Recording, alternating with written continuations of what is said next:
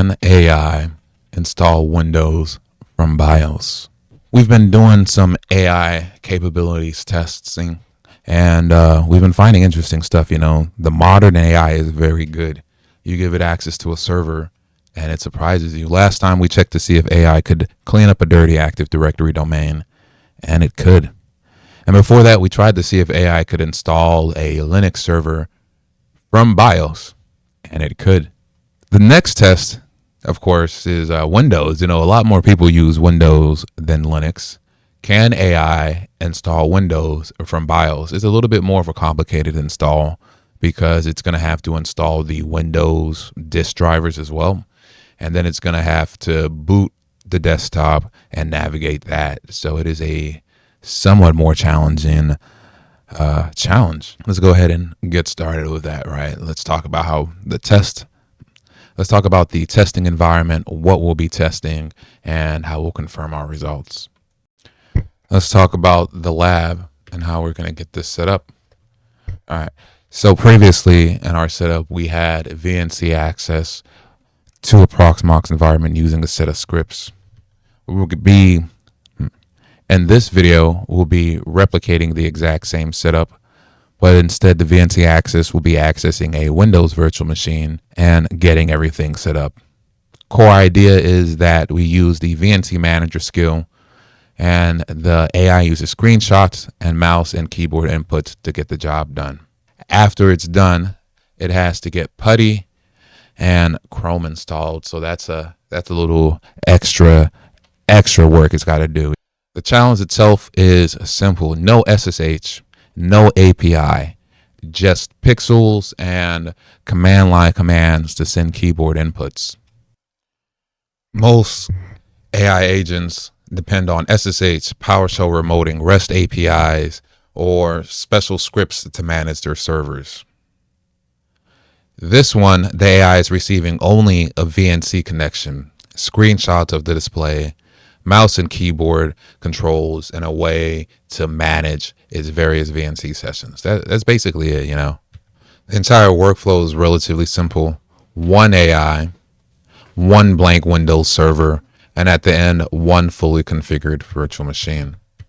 We're going to start with a blank VM, complete the graphical install, reach the desktop and set our admin password and username. Then we're going to get Chrome and PuTTY installed and write a report of what happened and where things got messed up. You already know how the VNC manager skill works, where it connects to VNC, capture screenshot, evaluate, send input, wait for change, verify, and then it just loops back over again. Pretty straightforward. Let's go ahead and proceed with phase one of this install, the Windows server. We're going to be installing Windows Server using the ISO. So let's swap on over to Proxmox and open code and get started. We went ahead and hopped on over to Proxmox, and we're going to add our disk, and then we're going to boot our virtual machine and get to the Windows installer, and then we'll have the AI take over from there, right? So went ahead and just booted to CD, and we're going to have AI take it from here. Let's go ahead and hop on over to our terminal session. All right, and it's time for the prompt. This one's pretty straightforward, right? Use the Proxmox manager skill.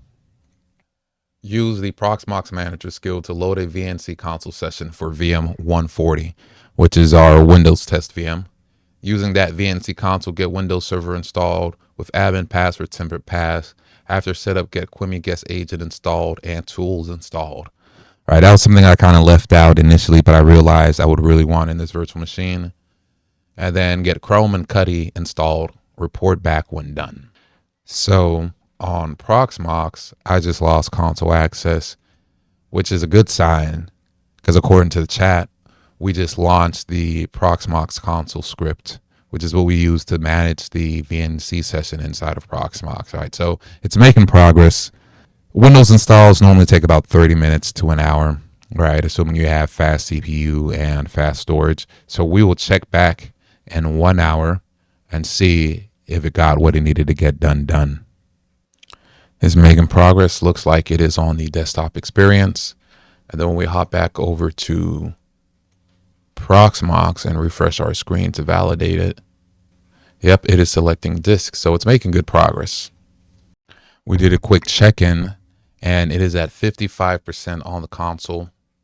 When we hop back over to terminal, Kimi K3 was smart enough to realize that it was at the installer screen and then put itself into looks like about a 10-minute timer there. All right.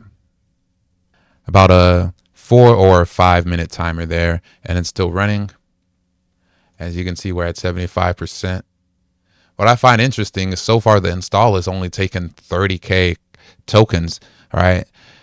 In my experience, a Windows install is a little easier than a Linux install, and it seems the AI agrees. Right? This is amazing, boys. I stepped away for a few minutes. Let's check in on the Proxmox install and see where it's at, boys. So it is at the Windows install screen. This is crazy. It got all the way to the Windows install. Let's check the chat logs and see where it thinks it's at. Now let's scroll through. So it's set the administrator password and it's doing the login. We'll check back in and see if it got the VirtIO drivers, Chrome, and PuTTY installed. So we let it run for a few more minutes and we're back. And it looks like it's on the Chrome install. Let's check the chat logs and see what's been going on. So it's downloading Chrome and waiting for it to finish. Looks like it got PuTTY installed. If we were to hop back over to the virtual machine session inside of Chrome and go to console, let's check and see if PuTTY is listed. Let's see. Unfortunately, my virtual infrastructure is kind of lagging behind here. So it says, and it does have PuTTY installed. And according to this command line, QEMU guest agent is running. So it's almost done. We just got to wait for Chrome and then we're done. It just installed a server and did was equivalently like a new PC setup or a new server setup for you. These models are very performant, boys. Back on the chat session, the only thing we're waiting for is the Chrome download to complete. Afterwards, that is it. It's going to get it installed and then the challenge is completed. I will have it create a report so we can see what went wrong and why. But otherwise, this is good stuff, boys. Very good stuff. Kimi K3 is claiming task completed. Let's see if it installed Windows Server and did a new server setup for us. Honestly, it looks like it took less time than setting up the Ubuntu server, which is very interesting. But let's go ahead and let's dive deep here, boys. So here is the Windows server. We checked and we confirmed PuTTY was installed, Chrome was installed, and we can open it. After waiting a few minutes, there we go. So the question was, can AI install Windows from BIOS? And the answer is yes. Now, that only took it about 100K tokens, right? I'm going to have the AI generate a report on its run, and then we'll investigate that and go from there. But yeah, so far so good. I went ahead and told the model to generate a HTML report from this session and save it to downloads. It's going to call it win11 install k3.html. All right.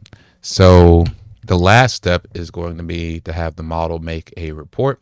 We're going to let that generate and then we'll review our findings. Let's go ahead and review that report. I'm going to open up a quick RDP session to my server. Right now I'm doing SSH, but once we've RDP'd in, so here it is. It looks like it was able to get the Windows Server install done, no problem. It set the password on the second attempt. It was able to log into the desktop, get the VirtIO drivers installed, get the QEMU guest agent installed, get Google Chrome, and get PuTTY installed. Total time was about 2 hours. What went right? Let's see. Single pass, SATA disk trick avoided driver load, VirtIO drivers installed silently. It looks like it messed up the password, which tells me I've got to review the script for text parsing. Let's see. QEMU guest agent silently failed. That's fine. Focus/timing races. That's fine. Estimated input tokens was 2 millions.